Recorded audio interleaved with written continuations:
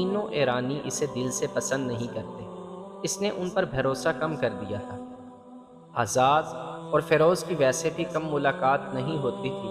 آزاد تک پیغام پہنچانے کے لیے عورت کی ہی ضرورت تھی۔ ایک وزیر کے لیے ایسی عورت کا حصول مشکل نہ تھا۔ فیروز نے محل کی ایک ادھیڑ عمر عورت کو اپنے پاس بلایا، وہ بھی مسلمان تھی۔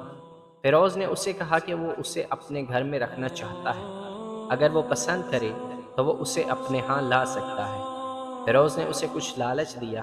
ایک یہ تھا کہ اس سے اتنا زیادہ کام نہیں لیا جائے گا جتنا اب لیا جاتا ہے۔ وہ عورت مان گئی۔ فیروز نے اسی روز اسے اپنے ہاں بلایا۔ ایک روز آزاد اکیلی بیٹھی تھی۔ وہ ہر وقت جلتی اور کڑتی رہتی تھی۔ اسے کوئی راہ فرار نظر نہیں آتی تھی۔ اس کیفیت میں فیروز کی وہی خادمہ اس کے پاس آئی۔